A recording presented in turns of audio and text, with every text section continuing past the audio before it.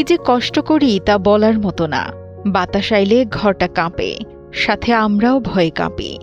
ছেলেরা বিয়ে করে আলাদা হয়ে গেছে, কোনো খোঁজ নেয় না, ভালো মাছ মাংস খাওয়ার সামর্থ্যও নাই। এভাবেই কাঁপা গলায় দুঃখের কথাগুলো বলছিলেন এক বৃদ্ধ দম্পতি। জীর্ণশীর্ণ এক ঘর, যেখানে চালের ফাঁক দিয়ে তাকালেই চোখে পড়ে বিস্তীর্ণ আকাশ। আবার বৃষ্টি এলে সেই ছিদ্র দিয়েই পানি পড়ে শরীরে। এই যন্ত্রণা থেকে বাঁচতে পলিথিন মুড়িয়ে শুয়ে থাকেন এই অসহায় বৃদ্ধ দম্পতি। দুর্বিষহ এই জীবন নিয়ে কোনো মতে রাত পার হয়ে ভোরের আলো ফোটে তাদের জীবনে। কিশোরগঞ্জের কটিয়াদির ফেকামারা গ্রামের ফসলের মাঠের ধারে একটা ছোট্ট ভাঙা ঘর। ভেতরে ঢুকলে বুকটা ভারী হয়ে আসে। জং ধরা টিনে ছিদ্র, বেড়ায় ফাঁক, চালে পলিথিনের জোড়াতালি। এই ঘরেই বছরের পর বছর কাটছে নান্দু মিয়া আর কুলসুম বেগমের। এই ঘরটার অবস্থা তো বলার মতন কিছুই নাই। কারণ কি লেগে নাই, বৃষ্টি হওয়ার আগে এরা মনে করেন পলিথিন দেওয়া গত রাত ঘুরে বয়ে থাকে। হ্যাঁ, আমিও তো মনে করেন 10 টাকা দেওয়া হেল্প করতে পারি না, হেল্প করার মতন আমার ক্ষমতা নাই। বৃষ্টির রাতগুলোর কথা বলতে গিয়ে কাঁপা গলায় ঘরের কর্তা নান্দু মিয়া বলেন, বৃষ্টি হলে বা বাতাস এলে প্রচণ্ড ভয় হয়। মনে হয় এই তো ঘরটা বুঝি উড়ে গেল। বৃষ্টি এলে আমার দ্রুত পানি পড়ে, আমার উঠতে বয়ে তেমন লাগে। তুফান এলেও আমি ভয় করে। এগুলি লেগে আমি কিছু আমার ভিতরে শান্তি নাই। গরু উড়ায় মানে তরতর করে পড়ে যায় তো গাছা, যে আলগার কুদ্দতে তাহে এই পর্যন্তই। কাগজ ডাল গাভীর আইনা লইছি, এটা ধরে পরে উঠে দিয়া শুয়ে থাকি। বয়স 65, কোমরের ব্যথায় সোজা হয়ে হাঁটতে পারেন না, কাজ করার শক্তি নেই, নিজের কোনো জমি জমাও নেই। বেঁচে থাকার একমাত্র ভরসা ছিল সন্তানেরা, তারাও পাশে নেই। এদিকে স্ত্রী কুলসুম বেগমও 3 মাস ধরে ভীষণ অসুস্থ হয়ে পড়ে আছেন বিছানায়, যেখানে আপনার বসতেও কষ্ট অনুভব হতে পারে। নেই ডাক্তার দেখানোরও টাকা, পেটে দেওয়ার মতো ভালো খাবার তো নেই। কচু আর বুনো শাক তুলে কোনো মতে দিন পার করতে হয় এই দুঃখী দম্পতির। কোমরের সমস্যা, কোনো কাজ কাম করতেই না, মানে সিদ্ধ হইয়া পারি না। আঁটলে আমার বেঁকে আঁটন লাগে, মানে বসতেও সিদ্ধ হইতেই না।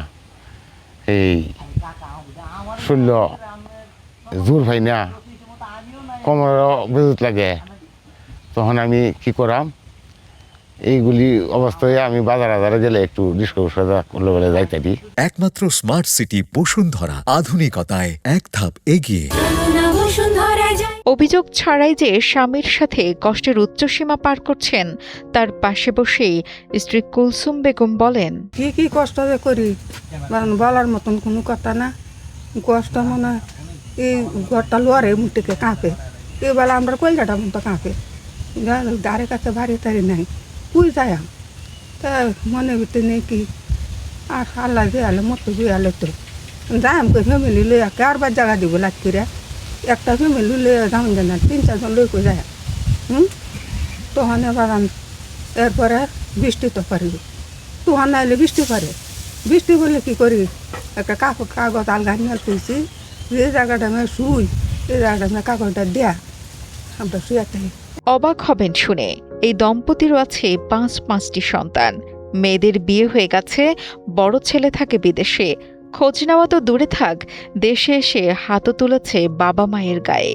ছোট ছেলেকে নিয়ে কোনো মতে টিকে আছেন এই বৃদ্ধা। এই জায়গাটা আমার 5 ঘন্টা জায়গা বেচা, তারা বিদেশ ছড়াইছি, যার থেকে মা বাবা সুখ করতে পারে, সুখ হইতে পারে। সে হ্যাঁ মার খায় আয়া মা বাবার আরও অত্যাচার বুঝলি। আইয়ে 6 মাস 15 1 বছর পরে আইয়ে মা বাবার ইচ্ছা মতো অত্যাচার করে। ঘর দর কুবাইল তো যা, মা বাপ কুবাইল তো যা, এই জায়গা আনে বেচাতো।